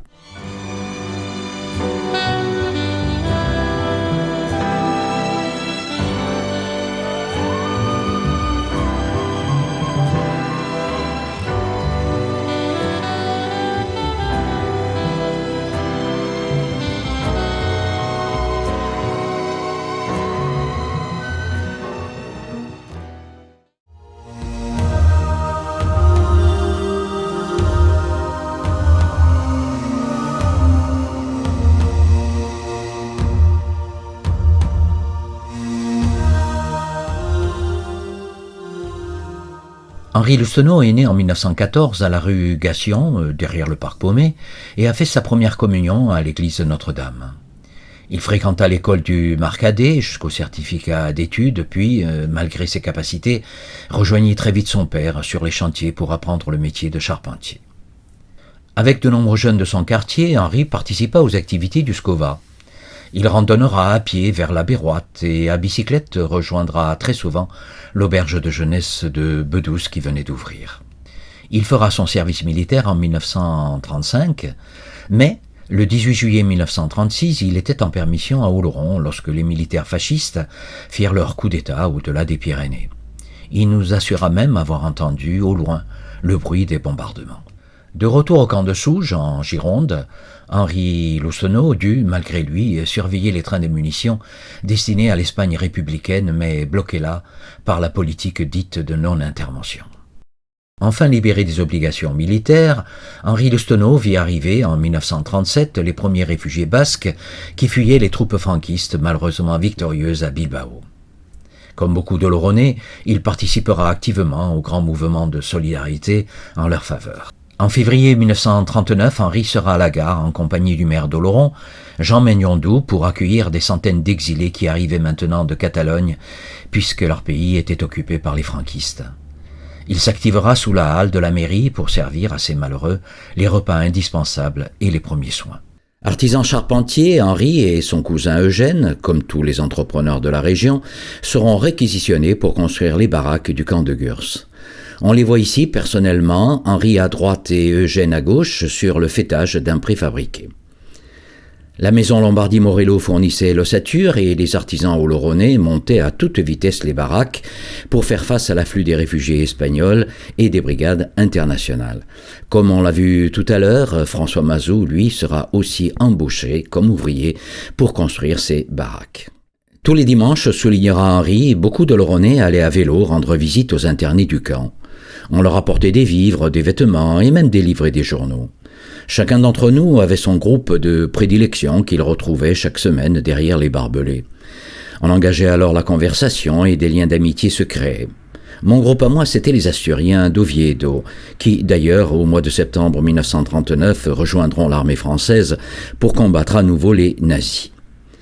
Henri aussi sera mobilisé dans l'est de la France au mois de septembre 1939, durant la trop fameuse drôle de guerre. En 1939, à la déclaration de guerre, j'avais exactement 25 ans et 6 mois. Par exemple, moi j'étais dans un régiment d'artillerie sur le Rhin. Nous avons gardé le Rhin pendant tout l'hiver, il ne se passait rien. Et quand l'offensive allemande est arrivée au mois de mai, nous étions en repos à la Haute-Marne. Il a fallu défendre une ligne qui était à ce moment-là sur la Seine, parce que les Allemands avaient enfoncé tous les fronts, ils étaient passés par la Belgique. Et là, nous avons tenu pendant 2 jours sous la pression des tanks allemands que nous avions bombardés avec nos canons qui n'étaient pas destinés à ça, puisque c'était des gros canons. Et au bout de 2 jours, nous avons été contournés. Les Allemands ont franchi la Seine sur des chalands et nous avons dû abandonner tout le matériel et battre en retraite. En Vendée et en Bretagne, nous avions été encerclés à plusieurs reprises. Et là, des camarades ont été prisonniers. Moi, j'ai réussi à partir avec d'autres. Et d'étape en étape, nous sommes arrivés dans le Lot-et-Garonne où nous a surpris l'armistice. Après la défaite de la France, comment avez-vous rejoint Oloron? J'étais démobilisé tout à fait normalement. La France ayant signé un armistice devait désarmer ses troupes, ce qu'elle a fait. Le traité d'armistice ne comportait qu'une armée de 100 000 hommes, je crois, si mes souvenirs sont exacts, mais c'était des soldats, des jeunes recrues, tandis que moi je faisais partie déjà des vieilles classes. Alors j'ai été démobilisé exactement le 28 juillet 1940 et je suis rentré chez moi où j'ai repris mes occupations d'avant la guerre, c'est-à-dire mon travail. Pourquoi avez-vous décidé de résister? C'est assez, pas difficile, mais enfin il y a plusieurs raisons. Il ne faut pas oublier que nous étions à ce moment-là occupés, que la France était sous un régime vassal d'Hitler. À vrai dire, mes convictions politico-philosophiques n'étaient pas du tout en accord avec le régime allemand ni le régime de Vichy, que je n'admettais pas un régime totalitaire, qu'un régime totalitaire s'installe en France. Enfin, je n'admettais pas. Je le supportais mal et je trouvais qu'il n'était pas possible de laisser le monde en guerre sans y participer, qu'il ne fallait pas attendre des alliés simplement notre libération, que pour laver un peu la honte de 1940, nous étions obligés, je me tenais obligé, j'étais obligé, me semblait-il, de faire quelque chose, si peu soit-il, pour au moins ne pas plier les genoux comme avaient fait tous les collaborateurs en France. Je crois que c'est la principale cause de mon engagement dans la résistance, en plus de contribuer, comme je vous l'ai dit, à la libération du pays, de ne pas attendre le salut de l'extérieur. Voilà, je crois, les principaux motifs de mon engagement dans la résistance. À quelle catégorie sociale appartenaient les résistants d'Oloron? Ah, ils appartenaient à toutes les catégories. Ils appartenaient à toutes les catégories. Vous savez, les résistants à Oloron, nous n'étions pas très nombreux. Ceux qui vraiment ont participé activement à la résistance. Il y avait premièrement, dès 1940, il y avait les gens qui avaient un réseau d'évasion parce qu'il fallait faire partir en Espagne ceux qui étaient compromis en France, c'est-à-dire des Juifs, c'est-à-dire des aviateurs anglo-américains qui pouvaient être abattus sur le territoire français et qu'on était obligé de faire retourner chez eux par le biais de l'Espagne. C'était la seule frontière ici qui était à peu près libre, parce que nous étions en zone libre jusqu'en 1942. Il y a eu d'abord ces réseaux qui ont facilité le retour chez eux des prisonniers anglais. Il y a eu des Juifs qui étaient... Vous savez que la chasse aux Juifs s'est instaurée à ce moment-là dans tous les pays occupés par Hitler, et qu'il a fallu essayer d'en faire sauver le plus possible. Il y avait ici un camp de Gurs, je crois qu'on en a parlé, on en parlera. Et les premiers réseaux de résistance ont été constitués principalement pour ça, ou alors pour donner des renseignements sur les troupes allemandes, sur les fortifications, sur l'armement, enfin tout un réseau de renseignements qui pouvait être utile aux Alliés. Ce n'est que plus tard, vers fin 1942-43, que la résistance est devenue plus active en ce sens qu'elle a bénéficié de parachutage d'armes de la part des Anglais, qui s'est formé des maquis et des groupes de résistance plus actifs, et qu'à ce moment-là, la résistance a pris un caractère plus militaire. Comment s'est organisée la résistance à Oloron? Elle s'est organisée par plusieurs groupes. Il n'y avait pas, la résistance n'était pas une seule et unique chose. Vous comprenez très bien que dans un pays occupé où on ne pouvait pas parler ouvertement, parce qu'il y avait des collaborateurs, il y avait des policiers, il y avait des SOL d'abord, des miliciens ensuite qui traquaient justement tous les résistants. Alors on ne pouvait pas s'afficher. On ne pouvait pas dire je suis un résistant. Il fallait quand même une certaine clandestinité. Puis j'ai été contacté de notre côté par un ami que j'avais connu en jeunesse socialiste qui s'appelait De Riquer, qui m'a dit qu'il avait formé un groupe de résistance à Oloron. Si je voulais en faire partie, je lui ai dit que bien sûr que oui. Il fallait s'unir, qu'il n'y avait pas de lutte entre partis ou entre groupes, il fallait s'unir pour essayer d'avoir des armes, pour se grouper en groupe de francs ou en groupe de résistance et pour participer à des opérations. Et voilà comment, à partir d'octobre 1943, où nous avons eu un parachutage, nous avons eu des armes, et à ce moment-là se sont formés des groupes et des maquis. Il s'est formé un maquis au Bagé, il s'est formé un maquis au Larine, et voilà comment on a participé à la lutte contre l'occupation, contre l'occupant. Alors en 1943, vous avez appris par Radio Londres que vous allez recevoir un parachutage d'armes. Oui. Alors comment vous avez réagi à cette nouvelle? Au mois d'octobre 1943, je ne me souviens plus quel jour exactement, j'ai entendu le message Édipe devina l'énigme, et nous avions rendez-vous à 9h du soir, parce qu'il ne faut pas oublier qu'il y avait le couvre-feu à Oloron de 10h du soir jusqu'à 5h du matin, qu'il était interdit de se promener dans les rues entre ces 2 heures. Alors à 10h du soir, je me suis rendu avec mon cousin en haut de la côte d'Estialex, qui était le lieu indiqué. Et là, ma stupéfaction, j'ai vu des gens que je connaissais très bien, des copains à moi, mais dont j'ignorais totalement qu'ils appartenaient à la résistance. Vous voyez que c'était quand même, que c'était secret, que c'était cloisonné, ce qu'il fallait d'ailleurs, parce qu'il ne fallait pas que si l'un d'entre nous tombe entre les mains des Allemands, qu'ils donnent les noms de tout un réseau qui serait démantibulé. Ils ne pouvaient connaître, moi je ne connaissais que de Riquer et Bonne-Maison. Vous voyez, je ne connaissais pas d'autres membres du réseau.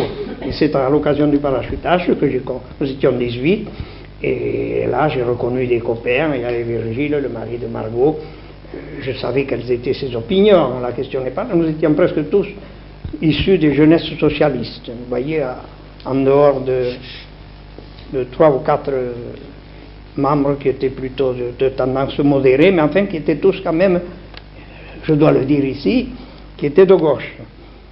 Et alors, nous avons attendu là, nous avons balisé le terrain avec des lampes de poche dont nous avions fait l'acquisition, que nous nous étions procurées, parce qu'il n'y avait pas beaucoup de piles à ce moment-là, inutile de vous dire que tout manquait et que nous avions eu du mal à trouver des torches. Et alors, nous avons attendu. Et c'est l'homme d'attendre la nuit. Et puis, vers minuit, nous avons entendu un bruit de moteur d'avion puissant, et nous avons vu effectivement un avion qui se dirigeait sur nous. Nous avons allumé les signaux, et il fallait faire, pour que le pilote soit bien sûr que c'était l'endroit où il devait parachuter les armes, il fallait émettre le signal avec une lampe électrique, la lettre D du Morse. Et comme j'étais moi-même dans les transmissions dans l'armée, c'est moi qui ai fait les ta-titi, ta-titi, ta-titi. L'avion est passé sur nous, il est venu faire un tour vers l'Europe, un grand avion, je n'avais jamais vu d'avion si grand. Il a tourné, puis il est revenu, il est repassé sur nous, il a été plus loin encore, il a retourné, et puis là, il était à une altitude basse, très basse, il a lâché d'un seul coup une vingtaine de colis avec un parachute. C'était des conteneurs métalliques qui ont fait beaucoup de bruit quand ils sont tombés, parce que la hauteur, je vous dis, était relativement faible. Et alors nous avons accouru auprès des chutes, nous avons détaché les parachutes, et il y avait une grange, le lieu avait été choisi parce qu'il y avait une petite grange à proximité, où nous avons rangé tous les chutes en les faisant rouler. Ça faisait du bruit, mais enfin, surtout qu'en face de nous, sur le coteau, à peu près 3 km, 4 km, la croix de Pays-le-Port, 3-4 km, il y avait un poste d'observation allemand, et nous ne savions pas, bien sûr, si à si peu de distance, les Allemands ne nous avaient pas repérés. Alors en cas, on a ouvert un conteneur, et il y avait des mitraillettes démontées à l'intérieur, des grenades, des revolvers. Nous avons vite monté 2 mitraillettes, et 2 camarades ont été prendre la garde à 2 endroits différents, au cas où. Mais rien ne s'est passé, sauf que l'un d'eux, en examinant de trop près la mitraillette, a fait partir le coup. Alors ça a été l'alarme aussitôt, mais enfin il nous a vite rassurés en nous disant « Ah, j'ai fait partir le coup sans le vouloir ». Et nous avons continué à ranger tout le matériel dans la grange. Nous avions emmené chacun un sac de montagne, nous avons rempli notre sac de montagne de mitraillettes et de grenades. Il n'en faut pas beaucoup, vous savez, pour peser. Et puis, après 5 heures, à l'heure où le couvre-feu était levé, nous sommes rentrés chez nous. Et puis, de temps en temps, nous allions chercher des armes pour vider cette grange. Je ne pouvais pas rester tout le temps dans la grange, les Allemands auraient pu les trouver. Et le plus gros a été conduit un jour, un coup de folie, mais enfin, il y a des folies qui payent. Avec de Riquer, nous avons transporté avec notre camionnette tout le matériel à la mairie d'Oloron, sous le grenier. Et quand de Riquer a été arrêté, parce que de Riquer a été arrêté par les Allemands la veille ou l'avant-veille du débarquement, j'avais la chance d'avoir un chantier à la mairie, puisqu'on refaisait les escaliers qui s'étaient écroulés. Une nuit, avec mon cousin et Henri Bonne, nommé au page, nous avons vidé tout le stock d'armes qui restait là. Nous l'avons entreposé dans le chantier, sous l'escalier, et le lendemain matin, avec la camionnette, nous l'avons transporté à Buzy, où les guerrilleros espagnols en ont pris une partie, et où les FTP en ont eu une partie, et le reste est parti au maquis du Bâgé. Voilà le parachutage, le produit du parachutage, ce qu'il est devenu. Des petites anecdotes, oui. Par exemple, je ne sais pas si vous connaissez la halle, où se tient le marché. Eh bien, sur la façade est, en face de l'escalier qu'on appelle l'escalier du Jaloux, les grilles étaient fermées la nuit, parce que c'est la nuit que nous avons fait bien sûr tout ce transbordement. Les grilles étaient fermées, il fallait passer par-dessus la grille, et il y avait les sentinelles allemands qui faisaient les 100 pas entre le portail d'entrée, et vous voyez où est Bergeron, la charcuterie, là, le magasin. Il y avait des chevaux de frise et les Allemands qui faisaient les 100 pas là. Alors nous sommes passés par-dessus le portail, et au retour, nous avions donc chacun un sac de montagne lourd avec des grenades et des mitraillettes. L'un de nous, le nommé au page, pas très leste pour escalader le portail. En redescendant, il est resté accroché à une pique par le veston, là. Alors vous voyez la situation. Il a fallu que je remonte après lui. Alors mon cousin le poussait, moi je le tirais. Inutile de vous dire que tout cela se passait en silence, parce que les Allemands étaient à moins de 100 mètres de nous, voilà. Parce qu'ils étaient chez l'Ardonnaire. Vous voyez où c'est chez l'Ardonnaire, l'hôtel du Béat. Et alors ils avaient mis des chevaux de frise et des barbelés tout le long, là, et de l'autre côté au marché couvert, de façon à avoir tout ce coin de place pour eux. Alors bien sûr, nous ne sommes pas passés devant eux, non, alors là, et surtout que c'était le couvre-feu. Le sac ne s'est pas ouvert pendant le... Non, le sac ne s'est pas ouvert, mais c'est arrivé à quelqu'un d'autre, c'est arrivé à Étienne Martin et à Jean Saliou, un jour qu'ils revenaient de chez moi, justement parce que j'avais un stock de mitraillettes et de grenades chez moi, après donc ce déménagement, et ils sont venus avec un sac de montagne, qu'ils ont arrimé tant bien que mal sur le porte-bagages du vélo, et ils partaient à Sainte-Marie chez Félix Urban pour le maquis du Bâgé. En arrivant devant le pont de chez Souviron, ils ont croisé deux Allemands. C'était avant le couvre-feu. Ils ont croisé deux Allemands qui, leur voyant les sacs, là, leur ont dit « Eh, marché noir, hein ?» Oui, ils n'ont pas demandé le reste, vous pensez. Ils sont partis, mais arrivés en haut de la place du tribunal, le sac s'est détaché et les grenades ont roulé dans la rigole. Alors imaginez si ça s'était produit 100 mètres avant. Certainement, personne ne serait là pour raconter l'événement, je ne pense pas. J'ai participé à l'ouverture du maquis du Larry. C'était le maquis du capitaine Pratt, quelques jours avant le débarquement. De Riquière a été arrêté et j'ai été contacté par Massia, je connaissais, qu'un officier venait réorganiser le réseau de Riquière. Il me donnait rendez-vous à la boulangerie Lassus, à la rue Palassou, qui n'est plus une boulangerie. Et il avait contacté en même temps Joseph Bonne, un Lauronnais. Et au cours de cette réunion, nous a été présenté donc le capitaine qui ne s'appelait pas Prat. Prat c'était son nom légitime, mais son nom de résistance était Puget, parce que nous avions tous un nom d'emprunt, bien sûr. Nous ne nous appelions pas par notre nom. Et il nous a dit son intention de monter un maquis dans les bois du Larry, près d'Oloron. En tout cas, c'était lui le chef du secteur oloronnais, je ne me rappelle plus quel secteur c'est, les questions militaires, moi je ne suis pas très fort. Et alors, je l'ai accompagné avec Menagu, qui vend du cycle à Oloron, que j'avais dans mon groupe de résistance. Je l'ai accompagné premièrement à la côte d'Estialès, où le premier maquis a été installé là. Le lieutenant Lombard, c'était un avoué à Oloron, vint le rejoindre. Je parle spécialement de lui parce qu'il fut l'une des victimes du Laring lors d'un sabotage qu'il effectuait à la route de Pau au moment du départ des Allemands. Et comme il était officier de réserve, il obtient aussitôt son grade dans l'armée parce que ce maquis-là surtout était, pour ainsi dire, militarisé. C'était un capitaine qui était à sa tête. Je faisais la liaison, moi, principalement entre les deux maquis. Et je faisais la liaison entre les deux maquis et les services civils de la résistance, c'est-à-dire les groupes de Pau qui nous donnaient les ordres, qui nous donnaient des documents à porter, enfin bref. J'étais un agent de liaison et toutes les semaines, j'allais au maquis de Laring et j'allais quelquefois au maquis du Bâgé et surtout je voyais Étienne Martin pour lui donner les décisions et tout ce qui avait été décidé pour les sabotages ou pour les différentes actions que nous devions mener par la suite.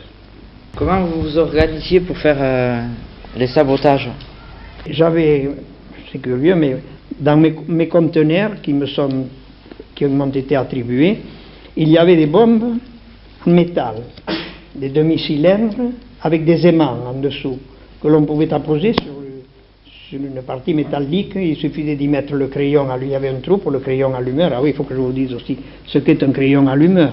C'était une espèce de crayon, comme un crayon, de la taille et de la grosseur d'un crayon, et il y avait une capsule à une extrémité. Il fallait introduire le crayon allumeur détonateur, c'était un détonateur, dans l'orifice ou dans la motte de plastique.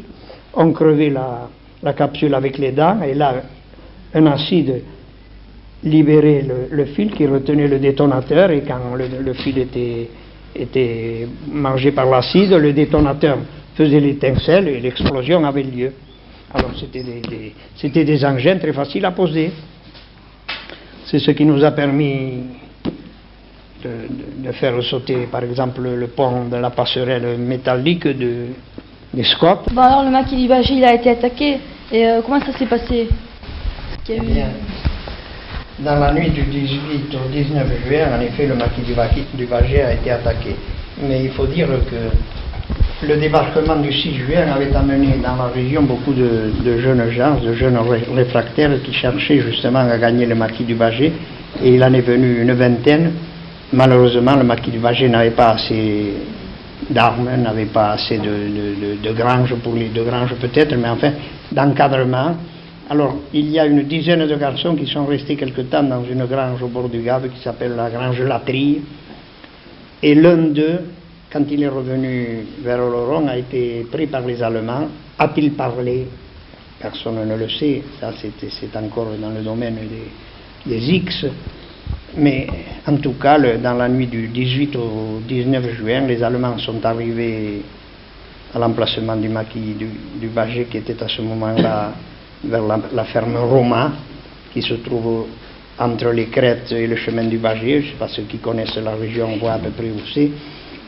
Et là, dans la nuit, ils sont arrivés, bien sûr, par les sentiers qu'on avait dû leur montrer, parce que d'eux-mêmes, il était impossible qu'ils y arrivent. Et ils ont attaqué la grange où dormaient quand l'alarme a été donnée, ils étaient déjà à portée de mortiers. Ils ont envoyé d'abord des mortiers et puis des obus au phosphore. Il est évident qu'il était difficile de se défendre avec de simples mitraillettes, parce qu'il ne faut pas oublier que les maquis n'avaient malheureusement que des mitraillettes et des grenades, c'est-à-dire des armes dont on se sert à une courte distance. Et alors il y a eu 6 tués, 10 prisonniers, le reste, soit une vingtaine, ont pu s'échapper. Ami, si tu tombes, un ami sort de l'ombre à ta place. Demain, du sang noir séchera au grand soleil sur les routes. Sifflez, compagnons, dans la nuit la liberté nous écoute. Ils ont reformé le maquis un peu plus loin, mais au bout de quelques temps, ils ont réussi quand même à reformer le Bâgé, puisque au mois de juillet, le maquis du Bâgé a fait dérailler le train près de l'Urbe, dans un défilé près du Gap, a ôté les rails, évidemment, a arrêté le train, et puis lancé à toute vitesse, le train a déraillé. Ça a été l'occasion pour les habitants de l'Urbe d'avoir un ravitaillement de choix. en ce qui concerne surtout la boisson, et vous pouvez croire que le moscatel et le rancio a coulé à flot pendant quelques jours dans cette commune, le tabac aussi, parce qu'il y en avait pas mal. Entre-temps, le sabotage avait été fait aussi sur la voie ferrée entre Pau et Oloron, à Busy, dans un tunnel, parce qu'il fallait immobiliser une grue afin qu'elle ne puisse pas servir ailleurs, et on a fait sauter le train dans un tunnel, ce qui fait que la grue a été immobilisée pendant quelques jours ici. Et pendant ce temps, tous les maquis de France et de Navarre faisaient sauter les voies et les routes tant qu'ils pouvaient. Et tout cela pour contribuer à une avance alliée, à ce que les maquis et les résistants puissent dire quand même qu'ils faisaient une œuvre utile, puisque c'était pour ça surtout qu'ils étaient là. C'était surtout pour saboter les voies, empêcher les troupes allemandes de rejoindre le front de Normandie. Et je crois que ça a été un succès, puisque même les grands hommes d'État américains et anglais en ont convenu. Alors vous, M. Lussonneau, vous avez vécu cette libération. Est-ce que ça a été difficile de repousser les Allemands? Oh non, la libération de Oloron s'est faite très calmement et très facilement, dans ce sens que les Allemands ont quitté la ville. Mais enfin, on peut quand même raconter ce qui s'est passé ce jour-là. C'était le lundi 22 août. Et il faut dire que depuis 3 ou 4 jours, il y avait eu donc toutes ces attaques. Il y avait eu la mort de Lombard le 18 août, c'est-à-dire 3 jours avant, lors d'une tentative de sabotage pour arrêter les Allemands sur la route de Pau. Que nous étions prévenus, nous avions une femme à la Gestapo, à la Villa Briole. Je lui rends hommage, encore qu'on la pauvre, on l'a enterrée ces jours-ci, Jeanne Grégoire, j'en ai déjà parlé lorsque nous avions fait l'émission, qui nous renseignait sur tout ce qui se passait à la Gestapo. Et ce n'était pas une mince chose, je vous le jure. Et elle nous avait dit que elle avait vu nos noms de beaucoup d'entre nous dans les fiches des Allemands, alors que, inutile de vous dire que la nuit, nous ne passions pas les nuits chez nous. Et le lundi matin, j'avais passé la nuit avec 4 gars de mon groupe, à attendre les parachutages qui n'étaient pas venus. Ça faisait même la 3e nuit consécutive qu'on les attendait et qui n'étaient pas venus. Et ma femme est venue me trouver vers 9h du matin, je faisais la grasse matinée, à l'endroit où je me cachais. Elle me dit, il y a beaucoup de remue-ménage du côté de la halle où se trouvent les Allemands. Il y a quelque chose qui se passe. Alors aussitôt, j'ai enfourché mon vélo, j'y étais, effectivement, j'ai vu le remue-ménage. Et j'ai voulu voir Macias, qui faisait partie du groupe de résistance.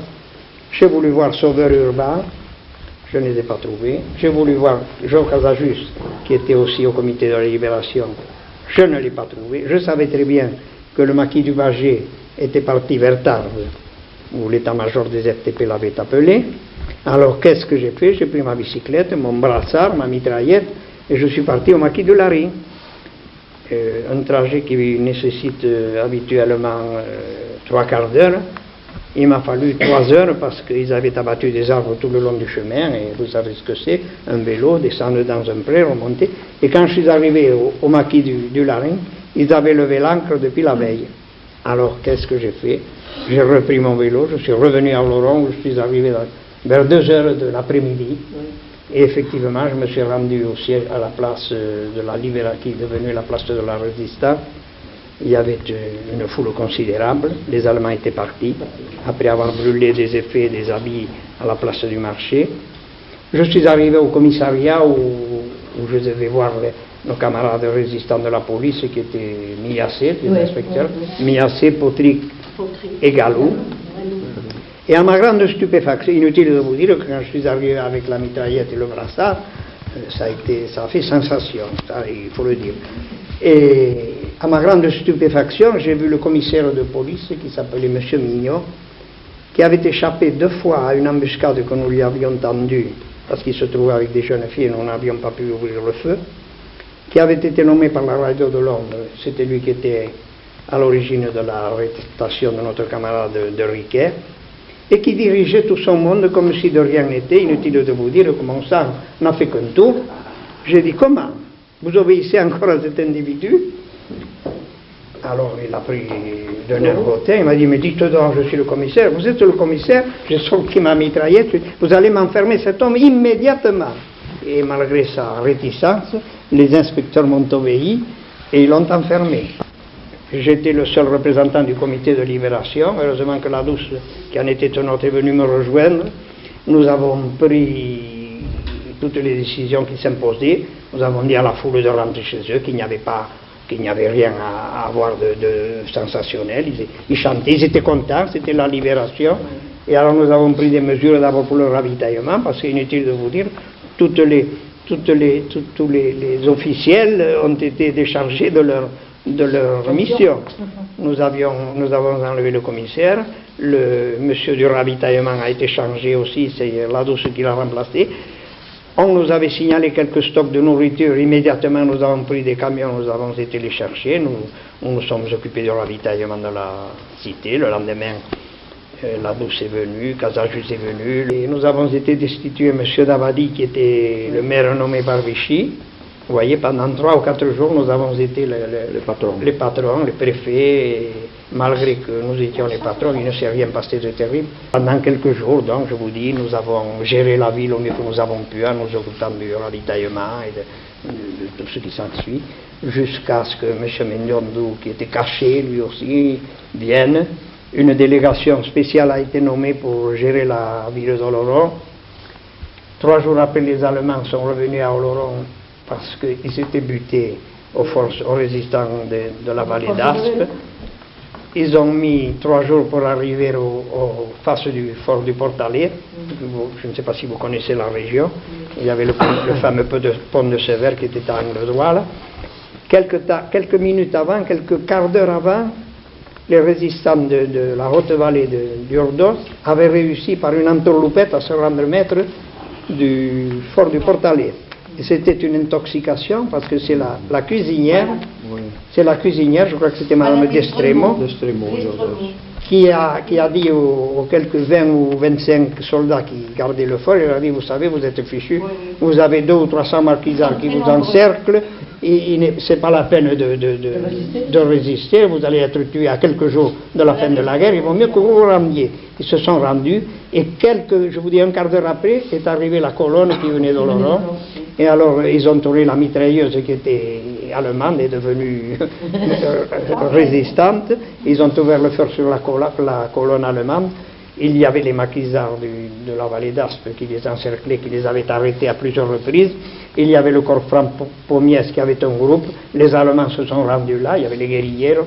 Les Allemands se sont rendus là et ils sont revenus à Oloron 3 jours après. Ils ont défilé avec les mains derrière eux. Mais ils n'ont suivi aucun outrage. Il faut dire ce qui est, ils ont été conduits à la halle, d'abord où ils ont passé la première nuit, puis ils ont été, je crois, conduits au camp de Bure, mais on ne leur a fait aucun mal, et je tiens surtout à dire ça. Henri, comme nous venons de le voir, participa naturellement à la résistance et à la libération d'Oloron.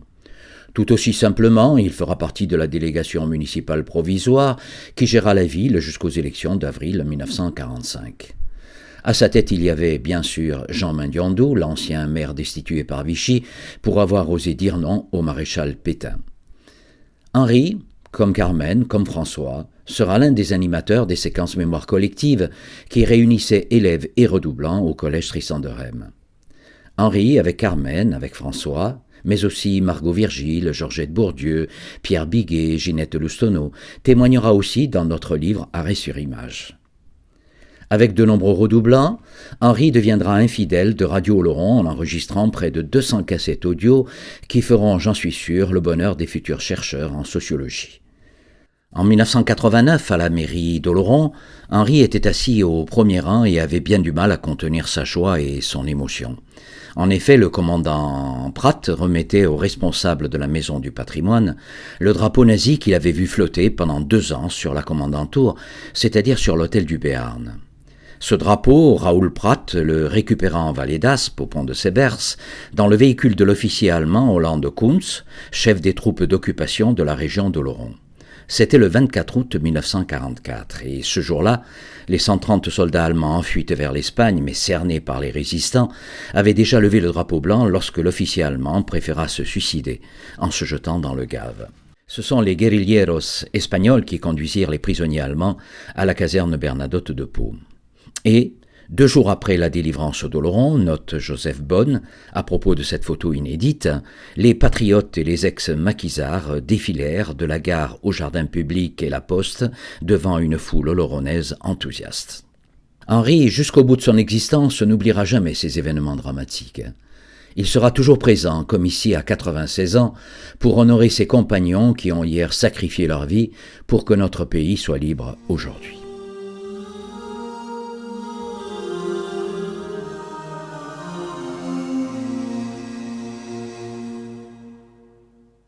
François, Carmen et Henri, ce sont nos 3 amis, aujourd'hui disparus, mais qui ont forgé notre histoire. Parfois du côté des vainqueurs, souvent du côté des vaincus, mais toujours en luttant pour des valeurs. Des valeurs qui sont restées les nôtres et que nous honorons dans la plupart de nos manifestations. À Miranda de Ebro, en rencontrant le dernier interné du camp, Félix Padine. Sur le front de Huesca, en parcourant l'itinéraire de l'écrivain combattant George Orwell. À Valdenoche, dans Castille, en fleurissant la fosse commune des républicains espagnols assassinés par les franquistes. À Monte Cassino, en saluant la mémoire des soldats français et alliés tombés en Italie. À la Maison du patrimoine d'Oloron, en faisant visiter le musée du camp de Gurs. D'Oloron jusqu'au col de la Cuarde, enfin, en balisant le chemin de la liberté de Manuel Ricoy et Georges Albero, nos 2 redoublants évadés de France par l'Espagne et libérateurs de notre pays, en passant par l'Italie ou la Normandie. D'Oloron-Sainte-Marie jusqu'au col de la Cuarde, l'histoire de la résistance et des évadés par les Pyrénées est ancrée à jamais dans les sentiers de la montagne. Pierre-Louis Generini, ancien professeur d'histoire, a balisé une randonnée de la mémoire. Il amène de jeunes élèves sur les traces des héros. J'avais envie de faire sentir à mes élèves en marchant, en souffrant, un peu l'exploit, le courage de ces évadés de France par l'Espagne. 6 heures de marche en montagne, mais surtout un cours sur le terrain où les jeunes rencontrent les anciens témoins de l'histoire. On a marché toute la nuit. Je trouve que ce chemin est utile parce que c'est à lui charger d'histoire avec beaucoup d'émotions. Pour moi, quand même, c'est des héros. C'est ancré dans la mémoire. Ils oublieront jamais ça. Plus de 300 jeunes ont refait ce parcours comme en 1943, mais sans neige et en temps de paix. Ici, en gravissant les Pyrénées, on garde la mémoire de la liberté. Ami, entends-tu le vol noir des corbeaux sur nos plaines? Ami, entends-tu les cris sourds du pays qu'on enchaîne? Oh ouais, partisans, ouvriers, paysans, c'est l'alarme. Ce soir, l'ennemi connaîtra le prix du sang et des larmes. Motivé, motivé, il faut rester motivé. Motivé, motivé, il faut se motiver. Motivé, motivé, soyons motivés. Motivé, motivé, motivé, motivé. C'est nous qui brisons les barreaux des prisons pour nos frères. La haine à nos trous, c'est la faim qui nous pousse la misère.